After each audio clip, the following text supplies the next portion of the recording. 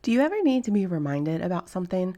I think about growing up when my parents would remind me about an appointment or a test, all sorts of things. And as we get older, those appointments and reminders change. Nowadays, you can get a reminder from a device that you carry or that you wear or all sorts of things.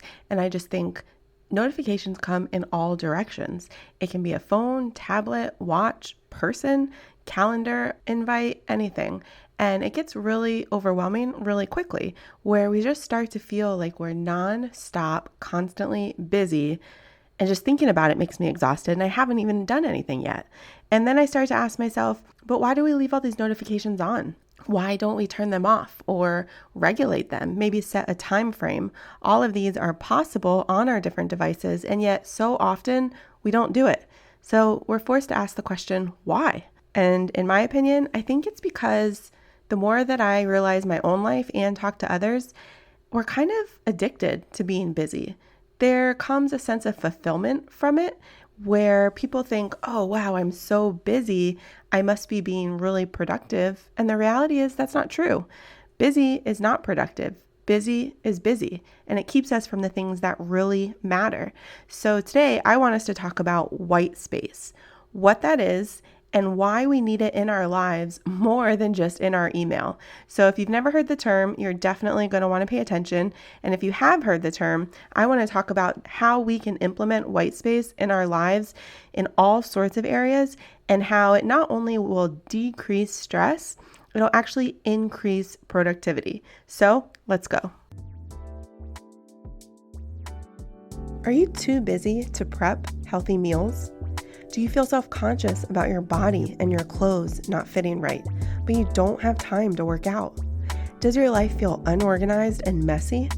Do you wish you had routines and habits that made health simple, even with your busy schedule? I know, I've been there. Hi, I'm Shannon Marquita, and no one ever really taught me how to eat healthy. I didn't know anything about nutrition, so I found myself eating whatever was easy, which definitely impacted my energy, weight, and focus. That's why I created this podcast, to show you that through healthy habits and time management, you can know you're doing health right. So stop scrolling social, clicking the ads, and buying all the things. Let's grab our Americano and pop in our AirPods. It's time to solve the real problem together. Welcome home. A fresh start awaits.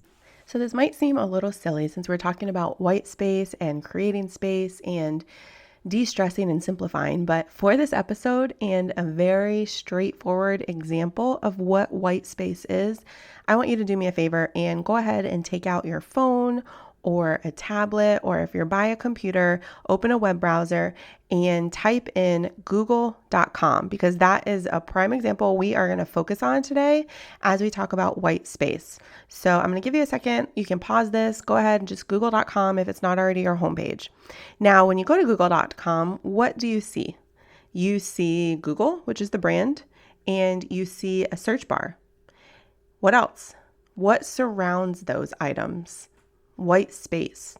Why is that relevant? It's relevant because the number one search engine and just what we reference when we say, I don't know something, I'll Google it.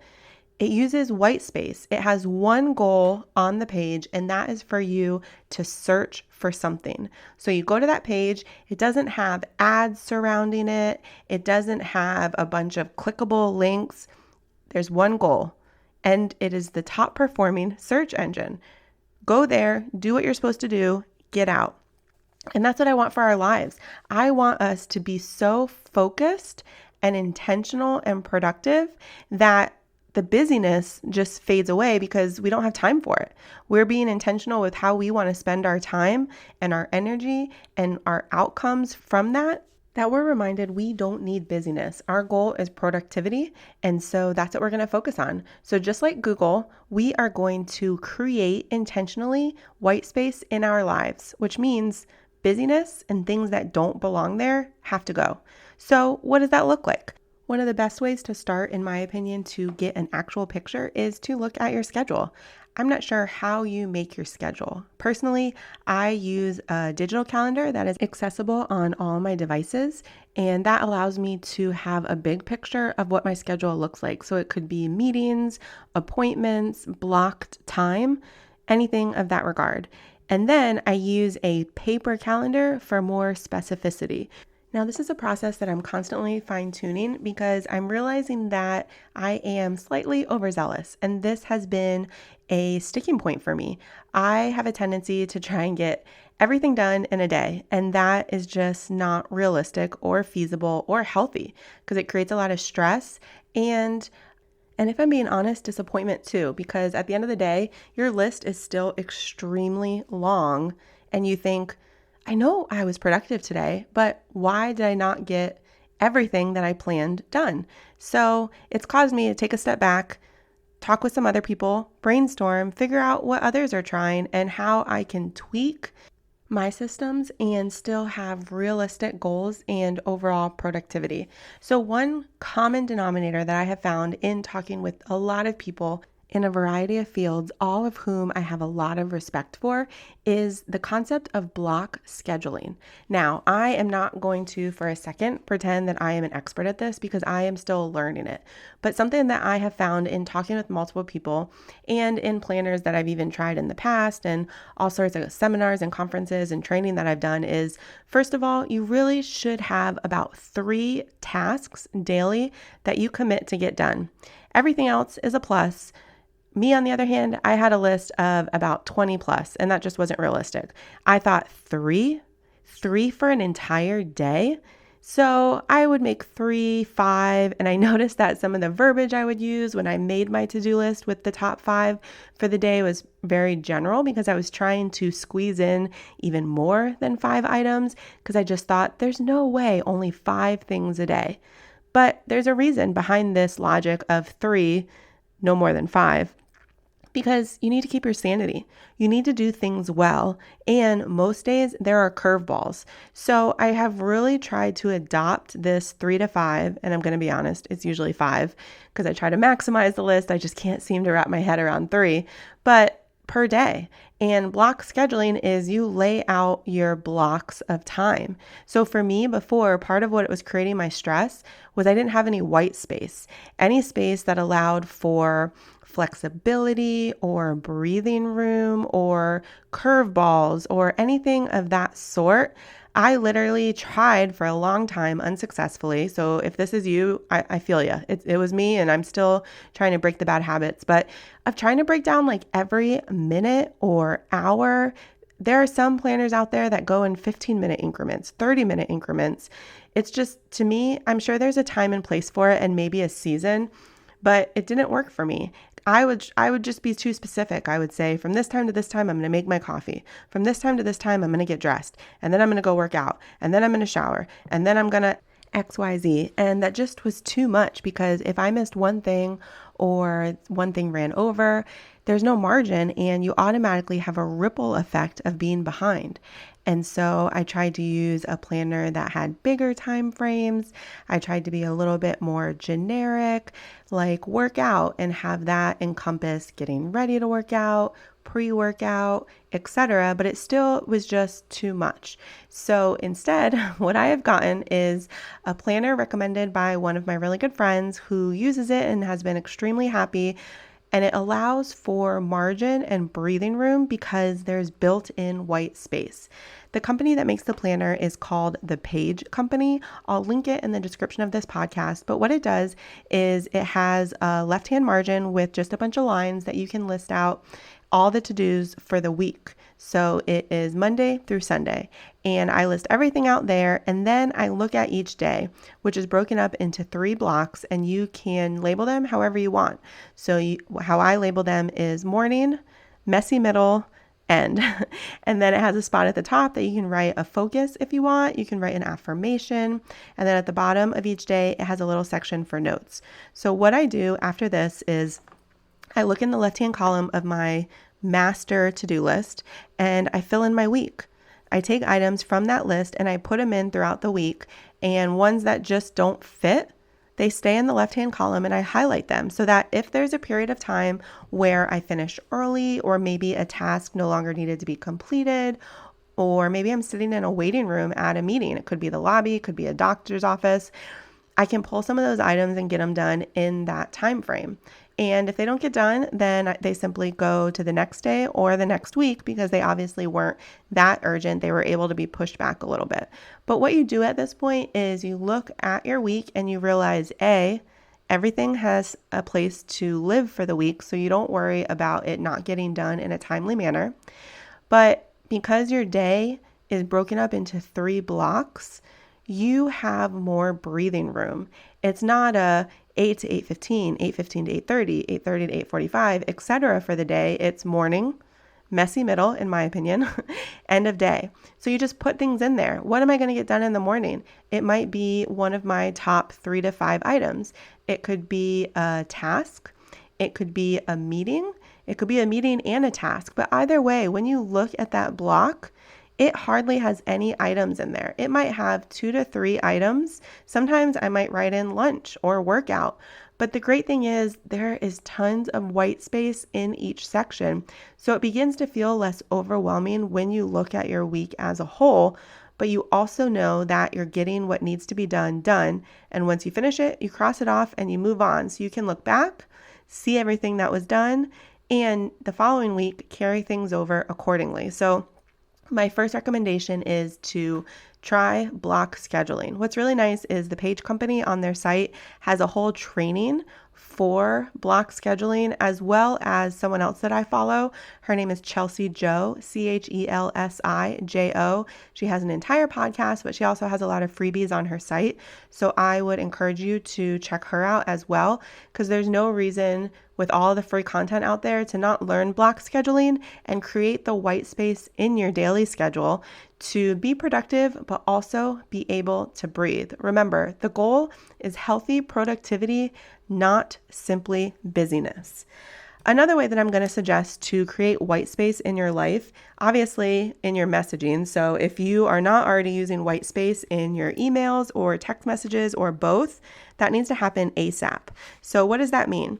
That means if you just basically write one really long run-on sentence, even if there's punctuation in there, if it is just constant, continuous messaging, I'm not going to lie, when I receive that, I don't usually read it right away because I just look at it and it stresses me out.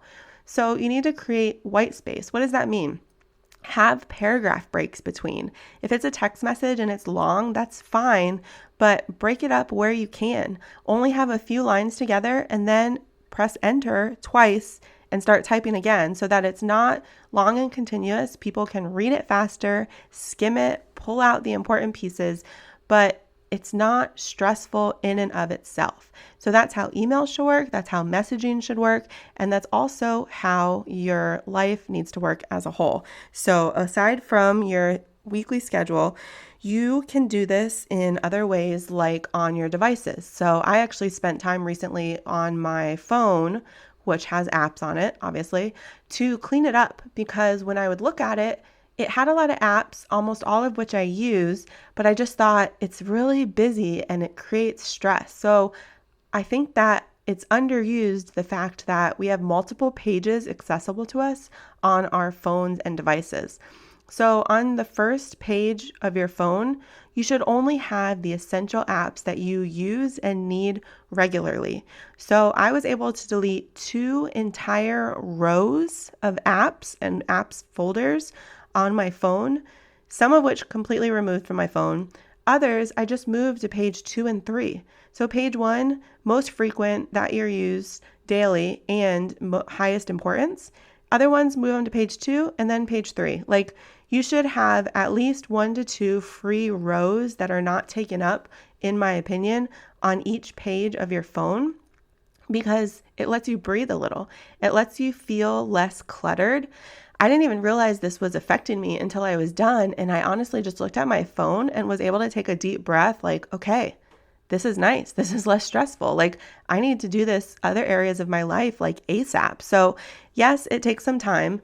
Chip away at it. Are you on a flight somewhere? Are you in the airport waiting? Are you in the lobby? Like whatever it is, use this instead of just scrolling social media to decrease stress and allow yourself more white space in your life to breathe. Another area to create white space, which I'm sure you've been seeing this everywhere, social media, all the places, is to figure out in your house, how can you declutter and create clean space to just live and breathe. And so it's a matter of simplifying. It's a matter of creating a flow that naturally occurs and organizing. So what's really nice in my kitchen, which is a very commonly used room in my house, is things make sense. Like they just need to be logical. You don't need to be spending time walking from one side of the kitchen to the other to get things that you're wanting to use, say to bake, or for example, to make coffee. There was a time where on one side of my cabinets, there was my coffee mugs. And then on the other side of the kitchen was my coffee maker. So I'm having to walk back and forth just to make a cup of coffee. So I reorganized my kitchen. In one area, the cabinets have the coffee mugs. Right below it is my coffee maker. And then below that are any supplements that I might need, including a spoon to stir it all and my milk frother. Like it's all in one place. You just go there, do what you need to do, and get out. So it's very logical and it has a nice flow. Also in my kitchen are countertops that you can see. It doesn't have things everywhere. On the counters are things that I use regularly, and if I don't, then they're put away. Part of my pantry is for kitchen appliances, and then for snacks and just things that you use while in the kitchen, but not all over the counter. Use that space wisely when you go to bake or cook, but then when you're not using those things, put them away. And just being able to see blank space is visually white space that's allowing you to breathe and de-stress. When things just get set down and placed places, eventually you have to clean it up, right? It doesn't belong there. So that's another task that you're creating for yourself. A phrase that I heard once that I just love, and I'm not always perfect at it, but it does make a difference, is don't just put it down, put it away. Because if you just put it down, you're going to have to put it away later, and you just made something a two-step process. So when you go to set something down, don't just put it down, put it away where it belongs. It's amazing, this little habit, how it has a ripple effect on your overall process in your house and life of just staying organized and intentionally being productive because you're not doubling your work process. This also goes for your car. I don't know about you, but my car is the easiest place to just set things down and then leave them until it gets too much or I need that space and then I have to go through it.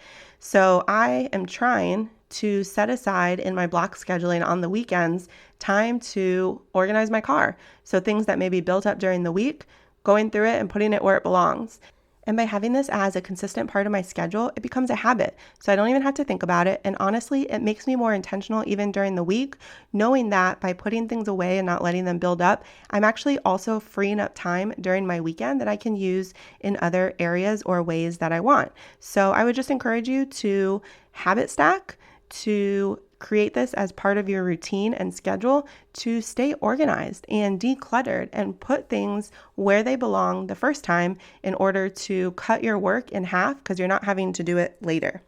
And the last thing I want to recommend in order to create healthy white space just to breathe and to not be busy all the time but intentionally present in your life with your loved ones is to create focus time. Our devices actually allow this as a setting. If you have an iPhone, you can go into settings and it's part of your do not disturb area. You can completely put your phone on do not disturb and just choose what comes through, certain notifications, certain calls, but you can also set a focus time. I don't have the same work hours every day, but if you do, you can say Monday through Friday from 9 a.m. to 5 p.m. focus time, which means your phone automatically goes into this setting on weekdays where only certain notifications and calls come through, but nothing else. Now, if you don't have set hours, you can manually turn this on just as easily and choose the settings. So during focus time, maybe only your family members' calls can come through, nothing else. Maybe only certain notifications from their kids' school or from certain apps get to reach you.